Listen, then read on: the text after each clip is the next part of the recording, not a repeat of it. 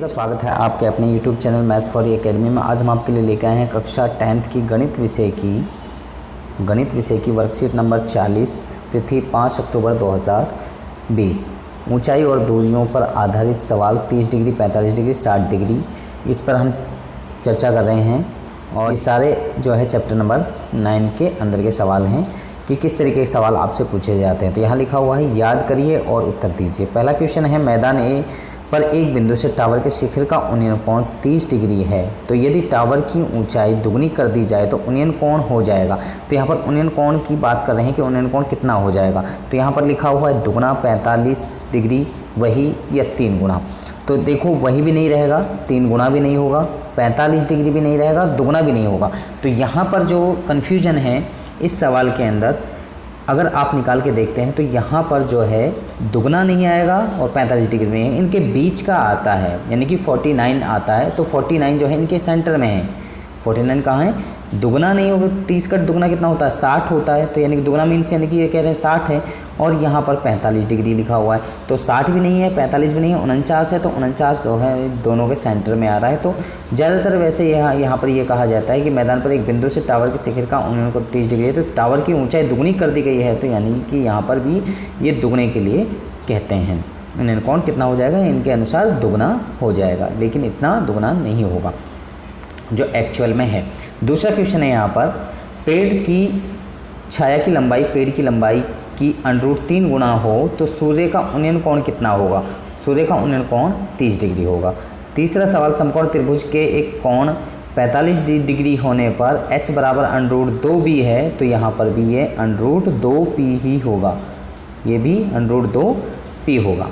तो इस तरीके से आप इनको सॉल्व कर सकते हैं। तो आगे यहाँ पर ये 2 चित्र आपके सामने दिए हुए, जो पिछली उसमें आपने दिखा भी है। यहाँ क्षितिज रेखा, यहाँ पर दृष्टि रेखा, और यहाँ पर उन्नयन कोण, ये थीटा यानी कि उन्नयन कोण, और यहाँ पर ये प्रेक्षक यानी कि जो देखने वाला है, और यहाँ कोई वस्तु है जिसको यहाँ पर प्रेक्षक नीचे से ऊपर की तरफ देख रहा है। यहाँ पर अवनमन कोण कहाँ से बनता है? जब प्रेक्षक ऊपर होता है, ऊपर से जब वस्तु को नीचे वस्तु जो है उसको देखता है, तो वो यहाँ पर आँख के सीध में ये कहलाती है क्षितिज रेखा, और जो ये लाइन बनती है इसको कहते हैं दृष्टि रेखा।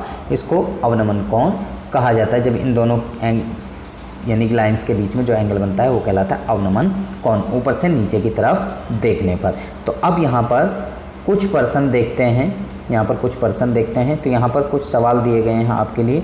तो पहला सवाल यहाँ पर आप देख सकते हैं। पहला सवाल है, पर्सन 7 मीटर ऊंचे भवन के शिखर से एक केबल टावर के शिखर का उन्नयन कोण 60 डिग्री है, तो इसके पाद का अवनमन कोण 45 डिग्री है। टावर की ऊंचाई ज्ञात कीजिए। तो अब इसको हल करते हैं। तो सबसे पहले 7 मीटर ऊंचे भवन, तो यहाँ पर आप देख सकते हैं इधर 7 मीटर ऊँचा भवन AB बना दिया। इसके बाद में यहाँ पर टावर के शिखर का उन्नयन कोण 60 डिग्री है, उन्नयन कोण 60 डिग्री है, और इसके पाद का अवनमन कोण 45 डिग्री है। पाद का अवनमन कोण, यहाँ से अगर आप यहाँ इसका उन्नयन कोण देखते हैं, यहाँ से इसको अगर आप देख रहे हैं तो यहाँ पर 60 का कोण बन रहा है, और यहाँ से अगर नीचे की तरफ आगे देखते हैं यहाँ पर बनता है आपका 45 डिग्री। यहाँ लिखा भी हुआ है, ये 45 इसके बराबर होगा। तो टावर की ऊंचाई हमें ज्ञात करनी है कि टावर की ऊंचाई कितनी होगी, यानी कि यहाँ से यहाँ तक की ऊंचाई आपकी कितनी होगी, ये आपको फाइंड करनी है। तो यहाँ पर माना AB 7 मीटर ऊंचाई का भवन EC केबल टावर है। EC यानी कि यहाँ से यहाँ तक केबल टावर, और A वह बिंदु है जिससे केबल टावर के शिखर का उन्नयन कोण 60 डिग्री है, और इसके पाद का अवनमन कोण 45 डिग्री। EC बराबर जो होगा वो यहाँ से और यहाँ तक की लंबाई दोनों को जोड़ देंगे तो वो हमारा हो जाएगा, यानी कि CD बराबर AB। CD जो है AB के बराबर, ये CD AB के बराबर 7 मीटर दिए हुए है, तो BC और AD जो है बराबर होंगी। आगे यहाँ समकोण त्रिभुज, यहाँ पर समकोण त्रिभुज ABC में ABC, जो ये समकोण त्रिभुज ABC है, इसमें tan 45 होगा। तो AB बटे के BC, AB की वैल्यू 7 और BC की वैल्यू नहीं दे रखी, तो BC नीचे रखेंगे, तो BC बराबर 7 मीटर आपका हो जाएगा। यहाँ पर 7 मीटर हो गया BC, तो BC जो है AD के बराबर था, अभी आपने यहाँ पर B लिखा है क्योंकि ये लेंथ उतनी ही होगी आगे, इसलिए AD बराबर 7 मीटर होगा। समकोण त्रिभुज अब ADE में, यानी कि इस त्रिभुज के अंदर tan 60 DE बटे में AD, DE की वैल्यू नहीं दे रखी और AD की वैल्यू 7 यहाँ पर निकल के आई है। तो अभी ये वैल्यू हमने रख दी, तो क्रॉस मल्टीप्लाई किया, 7 इधर चलाएगा तो 7 अंडर में 3 मीटर हो जाएगा DE के बराबर। तो अब यहाँ पर DE और CD की वैल्यू हमारे पास में आ गई हैं। तो DE की वैल्यू 7 अंडर में 3 और CD की वैल्यू 7, तो यहाँ पर 7 हमने कॉमन ले लिया तो 7 अंडर में 3 प्लस में 1 हो गया, इसलिए केबल टावर की ऊंचाई जो है 7 अंडर में 3 प्लस में 1 मीटर हो गया। या फिर आप इसको और भी सिंप्लीफाई कर सकते हैं, अंडर 3 की वैल्यू रखकर 1.732 यानी कि 1.732, तो ये रखकर भी आप इसको आगे सिंप्लीफाई कर सकते हैं। अब यहाँ पर सेकंड क्वेश्चन किस तरीके से कहा जा रहा है आपसे, यहाँ पर पर्सन सेकंड, आंधी आने से एक पेड़ टूट जाता है, यानी कि पेड़ क्या है, टूट जाता है। तो टूटा हुआ भाग इस तरह मुड़ जाता है, जैसे यहाँ पर आप देख सकते हैं। तो ये यानी कि टूटा हुआ भाग इधर मुड़ गया, तो पेड़ का शिखर ज़मीन को छूने लगता है। तो यहाँ से ये टूटने के बाद में यहाँ इस पॉइंट से कटा और ये इस तरीके से झुक गया और ये इस पॉइंट पर C पॉइंट पर आकर झुक रहा है। इसके साथ 30 डिग्री का कोण, ये 300 नहीं है, ये 30 डिग्री है। कितना है, ये 30 डिग्री है, 300 नहीं है, 30 डिग्री है। ये यहाँ पर जो 300 लिखा हुआ है ये कितना है, 30 डिग्री है का कोण बनाता है। पेड़ के पाद बिंदु की दूरी जहाँ पेड़ के शिखर ज़मीन को छूता है 8 मीटर है, यानी कि यहाँ से यहाँ तक की जो दूरी है वो कितनी है, 8 मीटर। पेड़ की ऊंचाई ज्ञात करनी है, तो पेड़ की ऊंचाई कितनी होगी। तो अब यहाँ पेड़ की ऊंचाई ज्ञात करने के लिए हमारे पास में 2 चीज़ होनी चाहिए, क्योंकि पेड़ की जो ऊंचाई है वो कहाँ से कहाँ तक है, यहाँ से यहाँ और यहाँ से यहाँ, ये दोनों चीज़ हमें निकालनी पड़ेंगी, यानी कि AB भी निकालना पड़ेगा और AC भी हमें ज्ञात करना पड़ेगा। तो पेड़ की ऊँचाई AB व AC का योग, AB जमा के AC हम करेंगे तो पेड़ की ऊंचाई हो जाएगी। अब हम त्रिभुज ABC में दोनों तरीके से दोनों चीज़ों को निकालेंगे। तो cos 30 बराबर BC बटे में AC, तो cos 30 डिग्री बराबर √3/2। तो यहाँ पर BC की वैल्यू 8, तो √3/2 बराबर 8 बटे में AC की वैल्यू नहीं दे रखी, तो AC रहेगा। तो AC को यहीं पर रहने देंगे और 8 को दूसरी तरफ लेके जाएंगे, तो ये हो जाएगा AC बराबर 16 बटे में √3। इसी तरीके से tan 30 इसी त्रिभुज में tan 30 बराबर AB बटे के BC, और tan 30 की वैल्यू 1 बटे √3। AB की वैल्यू नहीं दे रखी है, BC की वैल्यू 8 दे रखी है, तो BC की वैल्यू 8 हमने रख दी। AB की वैल्यू 8 बटे में √3 ये हमारी हो गई इक्वेशन फर्स्ट ये, और इक्वेशन सेकंड ये। दोनों से पेड़ की ऊंचाई AB और AC दोनों को जोड़ दिया, AB जमा के AC को जोड़ दिया, तो 16 अपॉन में √3 जमा के 8 अपॉन में √3, तो इनको जोड़ा तो 24 अपॉन में √3, यानी कि 8√3 हमारा ये आंसर आ गया, 8√3 मीटर। आप √3 की वैल्यू भी यहाँ पर रख सकते हैं। तो नेक्स्ट क्वेश्चन है आपका तीसरा, प्रश्न नंबर 3, एक मीनार के पाद बिंदु से एक भवन के शिखर का उन्नयन कोण, एक मीनार के पाद बिंदु से यानी कि निचला हिस्से से भवन के शिखर का उन्नयन कोण 30 डिग्री है। यहाँ से यानी कि इससे यहाँ पर इस को देख रहे हैं तो यहाँ 30 डिग्री का कोण बन रहा है। भवन के पाद बिंदु से मीनार के शिखर का उन्नयन कोण यहाँ पर ये 60 डिग्री बन रहा है। तो यदि मीनार 50 मीटर ऊंची हुई, यानी कि मीनार ये 50 मीटर ऊंची दे रखी है, तो भवन की ऊंचाई ज्ञात करनी, तो इसकी हमें ऊंचाई यहाँ से यहाँ तक की हमें ज्ञात करनी है। तो ये भवन की ऊंचाई हमें ज्ञात करनी है, मीनार की ऊंचाई हमें यहाँ से यहाँ तक कि 50 मीटर दी हुई है। तो हल माना CD मीनार की ऊंचाई, AB भवन की ऊंचाई और BC उनके पाद बिंदुओं के बीच की दूरी, ये BC जो है उनके बीच की दूरी। समकोण त्रिभुज BCD में सबसे पहले BCD, तो यानी कि जो ये बड़ी त्रिभुज बन रही है इसके अंदर, तो tan 60 बराबर CD बटे में BC, tan 60 की वैल्यू होती है √3 और CD की वैल्यू 50 और BC की वैल्यू नहीं दे रखी, तो BC की वैल्यू हम निकालनी है। तो BC बराबर 50 √3, समीकरण नंबर 1 हो जाएगा। समकोण त्रिभुज, अब यहाँ छोटी त्रिभुज में, त्रिभुज ABC में, तो tan 30 क्योंकि इसका कोण 30 है, AB बटे में BC, तो BC की वैल्यू अभी यहाँ पर निकल कर आई है 50 √3, ये हमने रखा, और tan 30 की वैल्यू 1 बटे √3। तो यहाँ पर हमने इसको क्रॉस मल्टीप्लाई किया, 50 √3 को अदर साइड में ले गए, तो AB बराबर 50 √3 मीटर ये इसकी वैल्यू आ गई, यानी कि भवन की ऊंचाई हमारी निकल कर आ चुकी है। अब यहाँ पर आप नेक्स्ट क्वेश्चन देखिए, यहाँ पर क्वेश्चन नंबर 4। क्वेश्चन नंबर 4 किस तरीके से करना है, एक मीनार के पाद बिंदु से S और T की दूरियाँ पर स्थित दो बिंदुओं से मीनार की चोटी के उन्नयन कोण परस्पर पूरक हैं। पूरक कोण बन रहे हैं, पूरक मीन्स यानी कि दोनों का योग 90 दोनों कोणों का योग 90 डिग्री बन रहा है। तो सिद्ध कीजिए कि मीनार की ऊंचाई अंडर रूट में ST है। मीनार की ऊंचाई कितनी है? ST। तो माना BC बराबर S और PC बराबर T, तो भवन की ऊंचाई AC बराबर हमने मान ली यहाँ पर ये H मान ली। तो यहाँ पर एंगल ABC ये थीटा मान लिया और ये 90 माइनस के थीटा मान लिया। तो क्योंकि दोनों का योग जो है उन्हें कोण परस्पर पूरक कोण होना चाहिए, यानी कि दोनों को जोड़ देंगे तो 90 होगा। समकोण त्रिभुज ABC में सबसे पहले इस त्रिभुज के अंदर ले रहे हैं, तो tan थीटा बराबर AC बटे में BC यानी कि H अपॉन में S हमारा होगी समीकरण नंबर 1। समकोण त्रिभुज APC में यानी कि जो बड़ी त्रिभुज बन रही है उसके अंदर, तो tan 90 माइनस के थीटा बराबर AC बटे में PC। और यहाँ पर AC की वैल्यू अभी आपकी निकल कर आई है, वो आप यहाँ पर पुट कर सकते हैं, या फिर AC की वैल्यू आपको H दी हुई है वो आपने रख दी। PC की वैल्यू आपके पास में यहाँ से यहाँ तक की T दी हुई है, तो T आपने रख दी। cot थीटा हो गया, tan 90 minus theta cot theta हो गया। तो यहाँ पर समीकरण 1 और 2 से क्या करने पर? गुणा करने पर। समीकरण 1 और 2 को गुणा करने पर, तो यहाँ पर इस समीकरण को और इस समीकरण को गुणा करने पर, तो tan थीटा गुणा के cot थीटा बराबर H अपॉन में S गुणा के H अपॉन में T। तो यहाँ पर tan थीटा और cot थीटा को मल्टीप्लाई करेंगे तो 1 बचेगा, क्योंकि कैंसिल हो जाएंगे तो 1 बचेगा। तो यहाँ पर H की H से मल्टीप्लाई करेंगे H स्क्वायर अपॉन में ST। तो यहाँ पर नेक्स्ट आप करेंगे जब नेक्स्ट स्टेप में, तो H स्क्वायर यहीं रह जाएगा और ST को दूसरी साइड में ले जाएंगे, तो अपॉन में था मल्टीप्लाई में जाएगा तो ST। तो H सिर्फ हमें H छोड़ना है, तो H बराबर हो जाएगा हमारा अंडर रूट में ST। तो इस तरीके से आप इस सवाल को सॉल्व कर सकते हैं।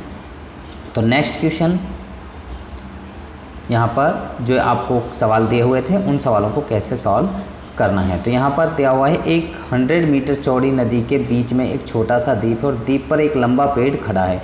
PQ एक दूसरे के विपरीत किनारों पर पेड़ के साथ लाइन पर हैं। अगर पेड़ PQ पेड़ के शिखर के उन्नयन कोण क्रम 30 डिग्री 45 डिग्री है, तो पेड़ की ऊंचाई ज्ञात कीजिए। P तथा Q से पेड़ के शिखर, मतलब P और Q से हम ये पेड़ का शिखर है इसको देख रहे हैं, तो यहाँ से 30 डिग्री बन रहा है P से, और Q से जो है 45 डिग्री का कोण हमारा बन रहा है। तो इस तरीके से अब इसको हम सिंप्लीफाई करेंगे। जो चीज़ हमें दी हुई है वो हमने यहाँ पर लिख ली, AOH PQ 100 POX ये हमने माना था, तो OX बराबर OQ बराबर क्या होगा 100 माइनस के X, एंगल APO 30 डिग्री और AQO 45 डिग्री। अब यहाँ पर त्रिभुज जो है सबसे पहले AOQ में, यानी कि इस त्रिभुज के अंदर हम लेके चल रहे हैं, तो इस त्रिभुज में किस तरीके से अब आप इसको सिंप्लीफाई करेंगे। तो ये फॉर्मूला जरूर याद रखें, लाल बटे कक्का या पंडित बद्री प्रसाद हरार बोल के अनुसार। AOQ में तो यहाँ पे लंब बटे आधार हमने लिया, तो लंब है हमारा AO और OQ अपॉन में, तो tan 45 AO की वैल्यू हमने H मानी थी, H रख दिया।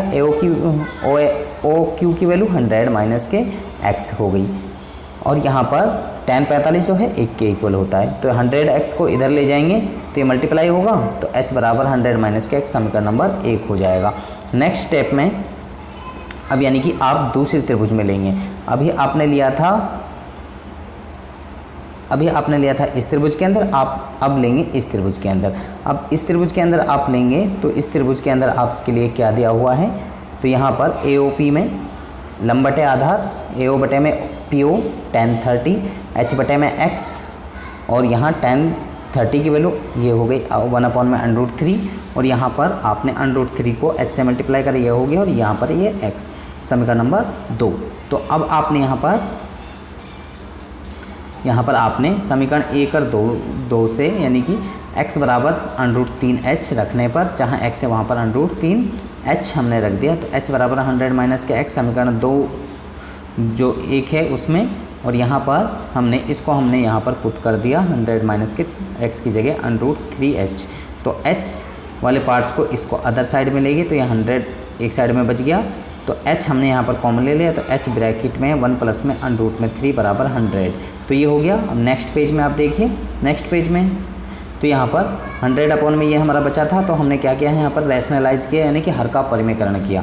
हर का परिमेयकरण करने पर यानी कि ये हमारा सेम एज इट इज़ बच गया। और इस वाले में a plus B a minus B वाला फॉर्मूला लगाकर हमारे पास में बच गया 3 माइनस के 1, 3 माइनस के 1 हमारा 2 आ गया, 2 से 100 को काट दिया तो ये आ गया हमारा 50।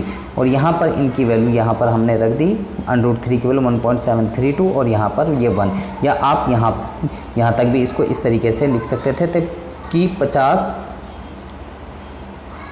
ब्रैकेट में √3 माइनस के 1, तो इस तरीके से भी आप यहीं तक इसको छोड़ सकते थे। तो इतना भी आप आंसर लिख सकते हैं, ऐसा नहीं है कि यहाँ तक आपको सिंप्लीफाई यहीं तक करना है।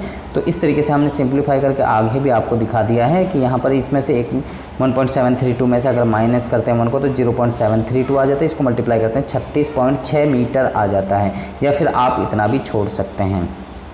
तो आपके ऊपर डिपेंड करता है कि कितना आपको सॉल्व करना है।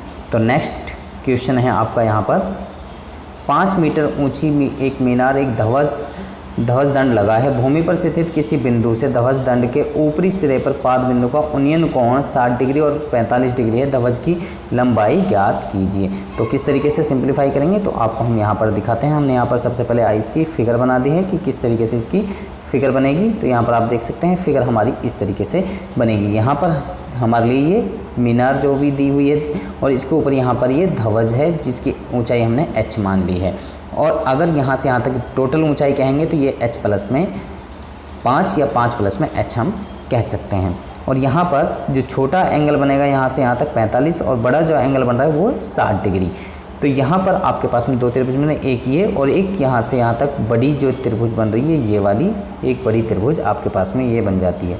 तो इस तरीके से आप इनको बना सकते हैं। अब यहाँ पर सॉल्व करते हैं। दिया है सबसे पहले जो दिए में वो चीज़ें हमने लिख ली। BC बराबर 5 metre, angle BAC 45 degree, angle BAD 60 degree, DC बराबर h यानी कि हमें ज्ञात करना है यहाँ से यहाँ तक की जो लंबाई वो हमें फाइंड करनी है। तो त्रिभुज ABC में सबसे पहले ये छोटा त्रिभुज जो है इसमें लंब बटे में आधार BC बटे में AB tan 45, BC की वैल्यू 5 दे रखी है, AB की वैल्यू नहीं दे रखी है, AB हमने रखा और tan 45 की वैल्यू 1।